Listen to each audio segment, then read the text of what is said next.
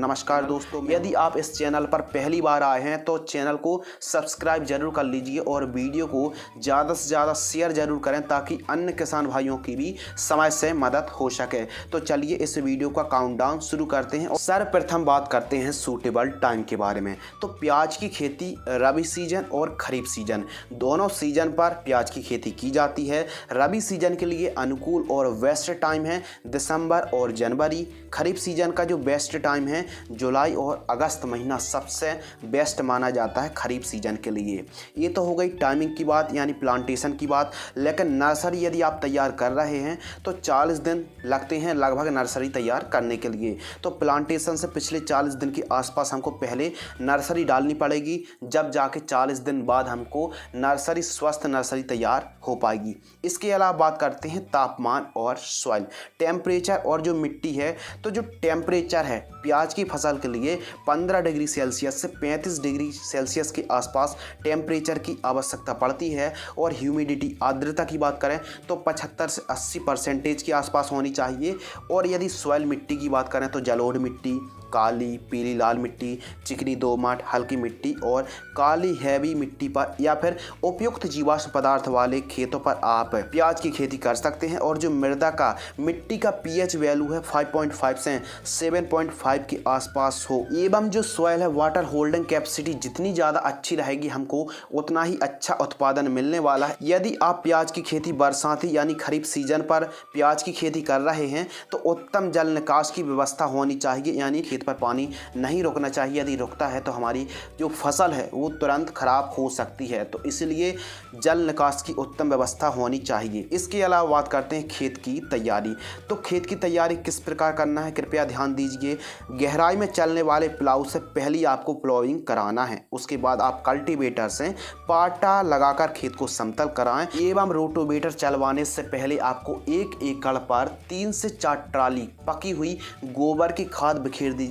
बहुत ही अच्छे आपको रिजल्ट प्राप्त होंगे। इसके अलावा बात करते हैं बेसल डोज के बारे में। तो जो बेसल डोज है हमारी प्याज की फसल पर उत्पादन बढ़ाने के लिए अभिन्न अंग निभाती है। तो बेसल डोज पर सिंगल सुपर फास्फेट जो पाउडर फॉर्म वाली आती है आपको 2 बैग लेना है। DAP di ammonium phosphate 50 kilogram, MOP muriate of potash 30 kilogram और साथ ही सल्फर जो 90% WDG फॉर्म वाली आती है आपको लेना है 5 किलोग्राम। पूरे खेत पर ठीक तरीके से बिखेर कर रोटोवेटर से खेत को समतल करा दीजिए। प्याज रोपाई की विधियां हमारे भारत पर अलग अलग तरीके से रोपाई चौपाई की विधि अपनाई जाती हैं, जैसे वेड विधि से, मेढ़ विधि से, छोटी क्यारियां बनाकर एवं परंपरागत तरीके से भी आप प्याज की खेती कर सकते हैं। लेकिन स्पेशल गर्मियों में तो ठीक है, लेकिन आप यदि खरीफ सीजन यदि आप बरसाती प्याज की खेती कर रहे हैं वेड विधि से या फिर मेढ़ विधि से करते हैं तो आपको जो उत्पादन है काफ़ी अच्छा वॉल्व का साइज होने वाला है, कंद का साइज काफ़ी अच्छा बढ़ने वाला है, उत्पादन भी बढ़ने वाला है। और स्पेशल खरीफ सीजन पर जो बरसात हो जाने के बाद जो सड़न गलन की समस्या आती है, पूरे के पूरे खेत बैठ जाते हैं अधिक बरसात से, तो आप बेड बनवा कर ही आपको सपाट बेड तैयार करके ही आपको रोपाई करनी चाहिए। इससे क्या होगा कि यदि बरसात का पानी अधिक मात्रा पर भी बारिश हो जाती है तो जो पानी है वो ठीक तरीके से बह जाएगा, यानी हमारी फसल को नुकसान भी नहीं हो पाएगा। और जितनी ज़्यादा मिट्टी भुरभुरी रहेगी उतना ही हमको अच्छा फ़ायदा होने वाला है। इसके अलावा बात करते हैं प्लांट डिस्टेंस, यानी पौधे से पौधे की दूरी हमको कितनी रखनी चाहिए, यह काफ़ी बड़ा सवाल है। तो 4 से 5 इंच यानी 10 से 12 सेंटीमीटर की दूरी पर हमको चौपाई करनी चाहिए, पौधे से पौधे का डिस्टेंस रखना चाहिए। बात करते हैं अगले टॉपिक के बारे में, सिंचाई यानी एरीगेशन सिस्टम। तो आप स्प्रिंकलर से सिंचाई ना करें। याद रखें कि स्प्रिंकलर से यदि आप सिंचाई करते हैं तो ड्रिप के मुकाबले उत्पादन घटता है। तो आप ड्रिप से सिंचाई कर सकते हैं या फिर फ्लैट एरीगेशन से आप सिंचाई कर सकते हैं। तो ड्रिप बिछाकर भी आप बेडों पर बेहतरीन तरीके से आप खेती कर सकते हैं। इससे उत्पादन काफ़ी हद तक एनहेंस हो सकता है। बात करते हैं उन्नत किस्मों के बारे में जो काफ़ी ज़्यादा इम्पोर्टेंट और महत्वपूर्ण टॉपिक है। और हमारे किसान भाइयों द्वारा अक्सर यही सवाल पूछा जाता है कि आप उन्नत वेस्ट वैरायटी के बारे में बताइए जिनका उत्पादन अन्य वैरायटी की तुलना पर काफ़ी अच्छा हो। तो जो वैरायटी हैं यह अलग अलग स्टेट पर अलग अलग क्लाइमेट्स, मौसम और ड्यूरेशन के आधार पर और उत्पादन जैसे रबी सीजन के लिए, खरीफ खरीफ सीजन के लिए बनाई जाती हैं। तो जो आपके एरिया में सूटेबल वैरायटी हो, मौसम के हिसाब से, टेम्परेचर के हिसाब से, उन्हीं वैरायटी को आपको लगाना चाहिए जिनका उत्पादन काफ़ी अच्छा हो। वैसे जो वर्ल्ड वाइड है जिनका उत्पादन काफ़ी अच्छा है, तो खरीफ सीजन के लिए आप एलोरा चाइना किंग है, पंचगंगा है, प्रशांत हाइब्रिड वैरायटी है एवं प्राची चाइना रेड है। तो इन वैरायटी को आप खरीफ सीजन पर लगा सकते हैं। रबी सीजन के लिए वेस्ट वैरायटी के बारे में बात करें तो Pusa red, Pusa light red, इसके अलावा जिंदाल नासिक N53 और भीमा सुपर जैसी वैरायटी को आप लगा सकते हैं रबी सीजन के लिए। प्याज की नर्सरी तैयार। तो इस वीडियो के माध्यम से हम एक ऐसी सरल और आसान विधि के बारे में बताने वाले हैं जो आप प्याज की नर्सरी हरी भरी और स्वस्थ मात्र 40 दिनों पर एकदम रेशेदार जड़ों युक्त एकदम हरी भरी नर्सरी आप तैयार कर सकते हैं। तो आपको जगह का चुनाव किस प्रकार करना है, कितनी मात्रा पर रासायनिक और कितनी मात्रा पर ऑर्गेनिक खाद की निश्चित मात्रा लेनी है, और प्याज की फसल पर आने वाले जो रोग हैं, फंगस हैं, डिजीज़ हैं, यदि प्याज की नर्सरी पर पीलापन है, एकदम बढ़वाट ठीक तरीके से नहीं हो रही है, तो कौन सी घुलनशील खाद, कौन सी कीटनाशक और कौन सी फफूंदनाशक का हमको अपनी नर्सरी पर स्प्रे करना चाहिए। प्याज की नर्सरी डैमेज भी ना हो, ख़राब भी ना हो, और स्वस्थ नर्सरी आप किस प्रकार तैयार कर सकते हैं, कितनी मात्रा पर कितने सीड्स की हमको आवश्यकता पड़ने वाली है, और जो हम नर्सरी वेट पर तैयार करने वाले हैं तो वह वेट किस प्रकार तैयार करना है, और नर्सरी पर जो सिंचाई का मैनेजमेंट किस प्रकार हमको रखना है। तो इस वीडियो को यदि आपने अभी तक लाइक नहीं किया है तो वीडियो को लाइक जरूर कर दीजिए ताकि आपको इसी प्रकार की जानकारी मिलती रहे। तो सबसे पहला जो काम आता है जगह का चुनाव करना। तो यदि आप स्पेशल खरीफ सीजन बरसाती प्याज की नर्सरी तैयार कर रहे हैं तो ऐसे खेतों पर या फिर ऐसी जगह पर आपको नर्सरी नहीं डालनी चाहिए जहां पर बरसात हो जाने के बाद पानी देर तक ठहरे। तो बेड बनाकर ही आपको नर्सरी तैयार करना है, यानी थोड़ा सा ढलान युक्त जगह पर आपको नर्सरी तैयार करनी चाहिए, जिससे बारिश का पानी हो जाने के बाद तुरंत पानी खेत से बाहर निकल जाए। मिट्टी भुरभुरी होनी चाहिए, और इसके अलावा यदि पानी देर तक भरा रहता है तो जो गलन की समस्या भी आ सकती है, जिससे हमारी नर्सरी पूरी की पूरी नष्ट हो सकती है। तो जगह का चुनाव करते समय आपको स्पेशल ध्यान रखना है कि बरसात का पानी एकदम एकत्रित ना हो नर्सरी के पास। आपको आधा से 1 फीट ऊंची बेड बनाकर ही आपको नर्सरी तैयार करनी चाहिए। जब आप प्याज की नर्सरी बेड पर तैयार कर रहे हों तो आपको कौन कौन सी खादों का कॉम्बिनेशन लेना है कृपया ध्यान दीजिए।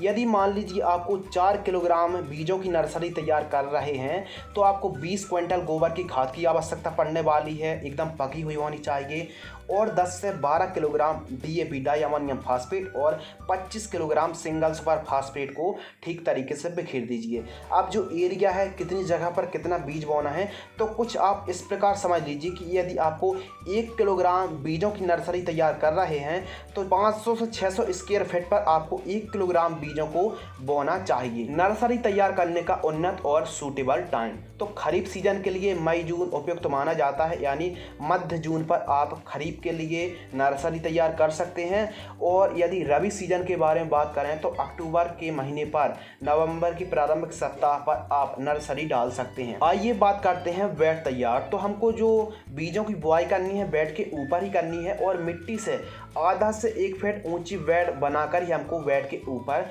बुआई करनी चाहिए। इससे 100% जर्मिनेशन होता है और बरसात हो जाने के बाद भी कोई प्रॉब्लम नहीं आती है। नर्सरी तैयार करने के लिए बेड की चौड़ाई अपने हिसाब से रख सकते हैं, 15 बाई 5, 20 बाई 5 या फिर 15 बाई 7 जैसी लंबाई चौड़ाई आप रख सकते हैं। इसके अलावा बेड पर सर्वप्रथम आपको गोबर की खाद मिक्स करना है, ठीक तरीके से आपको ऊपर एक लेयर बिछा देना है। इसके अलावा सिंगल सुपर फास्फेट, जो SSP single super phosphate powder form वाली खाद आती है, इसको भी ठीक तरीके से हमको बेड के ऊपर मिला देना है, और DAP खाद को भी हमको प्रयोग करना है। और ठीक तरीके से सबसे पहले इन सभी खादों को ठीक तरीके से बेड के ऊपर मिला देना है। बीजों की बुआई करने से पहले सबसे पहले आपको बीज उपचार जरूर कर लेना है। कार्बेंडाजिम प्लस मैंकोजेब 1 किलोग्राम बीजों को आप 5 ग्राम UPL साफ पाउडर से आप बीजों को उपचार कर सकते हैं। किसी भी पट्टे या फिर लकड़ी की सहायता से कुछ इस प्रकार लाइन लाइन लाइन खींच लेना है, और इन लाइनों का जो डिस्टेंस है हम अधिकतम 2 से 3 इंच रख सकते हैं। कुछ इस प्रकार हमको ठीक तरीके से बुआई करना है, जो आप इस वीडियो पर देख रहे हैं। बीजों को उपचार जरूर कर लीजिए, जिससे अंकुरण है काफ़ी अच्छा होता है, और बाद में जो आप लाइन खींचने के बाद, बुआई करने के बाद जो खाली लाइन है उन पर आप मिट्टी से या फिर वर्मी कंपोस्ट डाल दीजिए और एकदम समतल कर दीजिए। मिट्टी जितनी ज़्यादा भुरभुरी होगी उतनी ही अच्छा जर्मिनेशन और अंकुरण देखने के लिए मिलेगा। नर्सरी सिंचाई के बारे में बात करते हैं तो प्याज की नर्सरी वैसे तो कई विधियों से सिंचाई की जाती है। फ्लैट एरीगेशन, स्प्रिंकलर सिंचाई या फिर ड्रिप एरीगेशन से भी सिंचाई की जाती है। तो जो ड्रिप एरीगेशन से सिंचाई करते हैं, आप 2-2 फीट के अंतराल पर भी आप ड्रिप को बिछा सकते हैं। तो जो किसान भाई ड्रिप पर नर्सरी तैयार करते हैं उनकी नर्सरी काफ़ी जल्दी तैयार हो जाती है। अब बात करते हैं प्रति एकड़ सीड्स की आवश्यकता। तो आप 1 एकड़ पर मान लीजिए प्याज की नर्सरी तैयार कर रहे हैं तो 3 किलोग्राम से लेके 4 किलोग्राम के आसपास आपको 1 एकड़ पर सीड्स लगने वाला है। यदि प्याज की नर्सरी पर सूखने की समस्या या फिर ऊपर से टॉप से जलने की समस्या, तो प्रिवेंटिव के लिए आप रेडोमिल गोल्ड का स्प्रे कर सकते हैं। 1 लीटर पानी में आधा ग्राम की दर से स्प्रे कर सकते हैं। या फिर जैसे समस्या काफ़ी ज़्यादा गंभीर है तो आप अमी स्टार टॉप जो फफूंदनाशक आती है 1 लीटर पानी में 1 ml की दर से आप स्प्रे कर देते हैं तो प्याज की नर्सरी पर सूखने की समस्या बिल्कुल भी नहीं आ पाएगी। यदि पीलापन दिख रहा है काफ़ी ज़्यादा है, वैसे तो पीलापन नहीं आने वाला है। इन केस यदि पीलापन आ जाता है तो 15 से 20 दिन की नर्सरी होने पर आप NPK घुलनशील खाद 19-19-19 15 लीटर पानी में 20 ग्राम की दर से आप स्प्रे करके तुरंत आप सिंचाई कर दीजिए। काफ़ी जल्दी आपकी नर्सरी हरी भरी हो जाएगी। जो न्यूट्रिएंट है NPK, नाइट्रोजन, फास्फोरस, पोटास है, स्प्रे करने के बाद यदि आप सिंचाई कर देते हैं तो जो भी न्यूट्रिएंट है वो जड़ों के माध्यम से तुरंत ग्रहण हो जाएंगे और कुछ माध्यम से, पत्तों के माध्यम से भी NPK की पूर्ति हो जाएगी, जिससे हमारी नर्सरी तुरंत हरी भरी हो जाएगी। आज की नर्सरी पर इंसेक्ट और सकिंग पेस्ट का भी प्रकोप देखने के लिए मिलता है तो आप इमिडाक्लोप्रिड 70% WG इंसेक्टिसाइड को 15 लीटर पानी में 4 ग्राम की दर से स्प्रे कर सकते हैं। या फिर थार्मोथोक्सोम 25% WG इंसेक्टिसाइड को 15 लीटर पानी में 5 से 6 ग्राम की दर से यदि आप स्प्रे करते हैं तो जो आपकी नर्सरी पर इंसेक्ट का अटैक है वह तुरंत आप निजात पा सकते हैं। दोस्तों बात करते हैं प्लांटेशन, जिसे चौपाई के नाम से भी जाना जाता है। तो जब हमारी प्याज की नर्सरी की हाइट लगभग 4 से 5 इंच की हाइट हो जाए तब हमको फील्ड पर हल्की सी सिंचाई करके हमको प्लांटेशन करना चाहिए। हमको रोपाई ज़्यादा पास में नहीं करनी चाहिए, इससे उत्पादन और भी कम होता है बजाय उत्पादन बढ़ने की। तो लाइन से लाइन का जो डिस्टेंस हमको रखना है लगभग 10 से 12 सेंटीमीटर और प्लांट टू प्लांट डिस्टेंस रखना है 10 सेंटीमीटर की दूरी पर हमको पौध रोपाई करनी चाहिए। खरपतवार की रोकथाम, न केवल प्याज बल्कि हर फसल पर खरपतवार एक बड़ा ही सिरदर्द होता है। तो इसकी रोकथाम आप 2 विधि से कर सकते हैं। एक तो रासायनिक विधि से, एक तो आप लेबर लगवाकर मजदूरों की सहायता से भी निराई गुड़ाई करा सकते हैं। तो चौपाई से एक तो 20 से 25 दिनों पर और दूसरा 40 से 50 दिनों पर आप 2 निराई गुड़ाई कर सकते हैं। यदि आप खरपतवार नाशक का स्प्रे करना चाहते हैं तो आप सबसे पहले रासायनिक विधि से आप खरपतवार की रोकथाम करने के लिए रोपाई से 1 दिन पहले पेंडामेथिलिन का स्प्रे आप कर सकते हैं।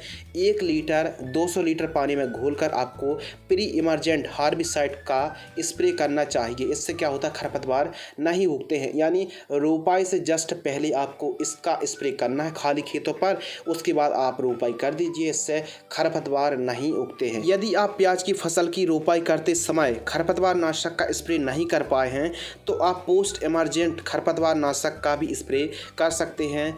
जब आपकी प्याज की फसल पौध रोपाई से 20 से 25 दिन की होती है या फिर खरपतवार 3 से 4 पत्ती के दिख रहे हों तब आप खरपतवार नाशक का स्प्रे कर सकते हैं, जैसे प्रोपाक्विजाफॉप 5% प्लस, ऑक्सीफ्लोरोफेन 12% EC 300 ml प्रति एकड़ की दर से पहले आपको सिंचाई करना है।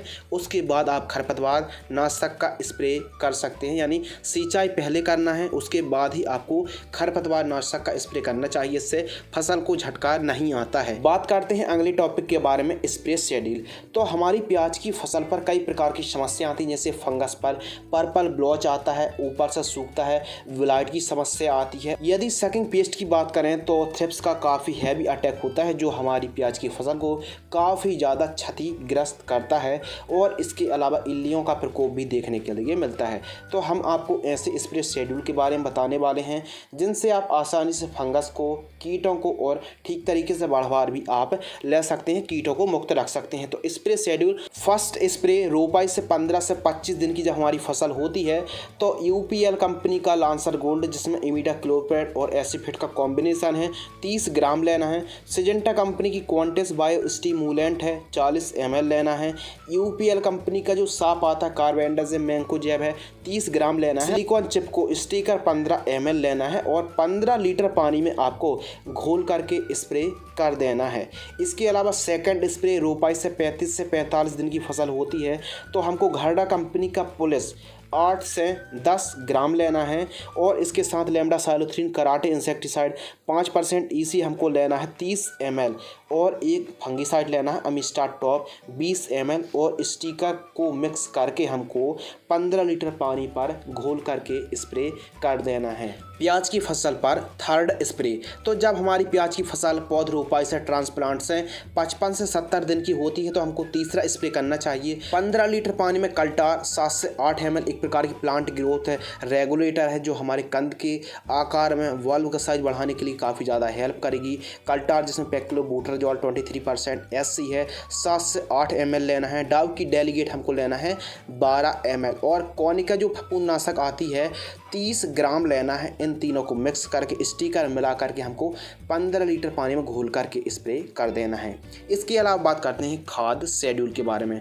तो खाद शेड्यूल हम अपनी प्याज की फसल पर 2 खादों का डोज देते हैं। पहला डोज रोपाई से जैसे ही हमारी प्याज की फसल 20 से 25 दिन की होती है तो NPK 10, 26, 26, 50 किलोग्राम, यूरिया 45 किलोग्राम और माइक्रो न्यूट्रिएंट फर्टिलाइजर्स 5 किलोग्राम, इन तीनों को मिक्स करके प्रति एकड़ की दर से आपको देकर सिंचाई कर दीजिए जड़ों के पास। इसके अलावा सेकंड खाद, तो रोपाई से 40 से 50 दिन की जब हमारी प्याज की फसल होती है तो urea 30 kilogram, sulphur 5 kilogram, humic acid 1 kilogram प्रति एकड़ की दर से जड़ों के पास देकर के आपको सिंचाई कर देना है। अब बात करते हैं उत्पादन के बारे में। तो उत्पादन प्रोडक्शन कितना होता है तो आपको 130 से 150 क्विंटल प्रति एकड़ की दर से आप उत्पादन निकाल सकते हैं। लागत के बारे में बात करें तो लगभग 25 से 30 हज़ार के आसपास हमको 1 एकड़ का खर्च आने वाला है। और थोड़ा सा टाइमिंग के ऊपर ध्यान दें तो आप जब नर्सरी तैयार करते हैं तो नर्सरी का जो टाइमिंग है लगभग 40 दिन लग जाते हैं और रोपाई से हार्वेस्टिंग तक 90 दिन के आसपास टाइमिंग लगता है। यदि ओवरऑल प्याज का लाइफ साइकिल देखा जाए तो 130 से 135 दिन पर यह फसल तैयार होती है, यानी नर्सरी तैयार करने से लेके हार्वेस्टिंग तक 130 से 135 दिन लग जाते हैं। अब आमदनी के बारे में बात करें तो यह रेट पर और क्वालिटी पर काफ़ी ज़्यादा निर्भर करती है। तो आपको 1 एकड़ पर 1.5 लाख रुपए से लेके 2 लाख रुपए तक आप मुनाफा निकाल सकते हैं प्याज की फसल पर 1 एकड़ पर। प्याज की खेती कई उद्देश्यों से की जाती है। एक तो बीज तैयार करने के उद्देश्य से, हरी प्याज बेचने के उद्देश्य से, या फिर जो कंद को मार्केट में ले जाकर बेचने से भी जो ज़्यादातर हमारे किसान भाई कंद को ही निकालते हैं तो कंद को बेचकर भी आप काफ़ी अच्छा मुनाफा ले सकते हैं। इसके अलावा नर्सरी जो कांदियाँ होती हैं, कांदियों को तैयार करने के उद्देश्य से भी हमारे किसान भाई खेती करते हैं और प्याज का स्टोरेज करके भी काफ़ी आप अच्छा पैसा कमा सकते हैं। इसके अलावा चमक और क्वालिटी बढ़ाने के लिए आप बोरॉन 15 लीटर पानी में 20 ग्राम और NPK 0050 लगभग 100 ग्राम 45 दिन की फसल होने पर आप एक बार स्प्रे जरूर कर दीजिए स्टिकर मिलाकर। प्याज की फसल पर यदि गंभीर समस्याओं और बीमारियों का डिस्कशन किया जाए तो थ्रिप्सी एक ऐसा रस चूसक कीट है जो हमारी प्याज की फसल का उत्पादन को काफ़ी ज़्यादा गिरावट ला देता है। तो प्रॉपर आपको थ्रिप्स के स्प्रे लेना है। फंगस की बात करें तो पर्पल ब्लॉच काफ़ी ज़्यादा गंभीर समस्या है। तो हमने जो स्प्रे बताए प्रॉपर यदि आप स्प्रे लेते हैं तो काफ़ी अच्छा आपको रिजल्ट प्राप्त होने वाला है। प्याज की फसल पर एक और महत्वपूर्ण टॉपिक के बारे में डिस्कशन करते हैं। पौध रोपाई करने से पहले आपको प्लांट्स को, पौधशाला को उपचारित जरूर कर लेना है। आपको क्या करना है, 10 लीटर पानी लेना है और 50 ग्राम कार्बेंडाजिम लेना है या फिर बाबिस्टेन या फिर थायरम को लेना है। 10 लीटर पानी में 50 ग्राम फफूंदनाशक को ठीक तरीके से मिक्स कर लीजिए, घोल तैयार कर लीजिए और जो आपकी नर्सरी है उसकी जड़ों को 5 मिनट तक आपको डुबो कर रखना है और वापस से आपको ट्रांसप्लांट कर देना है। इससे क्या होगा कि अच्छी बढ़वार होगी, रोग मुक्त आपकी फसल रहने वाली है और जिस जड़ों के पास सूखने की समस्या आती है वह भी आपको पौधे उपचारित करने से यानी जड़ों को उपचारित करने से ऐसी कोई भी समस्या आपको नहीं आएगी। तो कुछ इस प्रकार यदि आप प्याज की खेती करते हैं तो आपको कम से कम लागत पर ज़्यादा से ज़्यादा आप मुनाफा निकाल सकते हैं। तो फ्रेंड्स, आज की इस वीडियो पर हमने प्याज की उन्नत खेती की A to Z जानकारी शेयर की। आप चाहो तो रबी सीजन हो या फिर खरीफ सीजन हो, यह वीडियो यह जानकारी दोनों सीजन पर काम में आने वाली है। तो यह वीडियो यदि आपको पसंद आती है तो वीडियो को किसान हित पर ज़्यादा से ज़्यादा शेयर करें, वीडियो को लाइक करें और इसी प्रकार कृषि कार्य से जुड़ी जानकारी प्राप्त करने के लिए आप हमारे साथ जुड़े रहिए। तो मैं आपका दोस्त शिव कुमार, मिलते हैं कुछ और इंटरेस्टिंग, महत्वपूर्ण, नॉलेजेबल जानकारी के साथ। तब तक के लिए धन्यवाद, नमस्कार।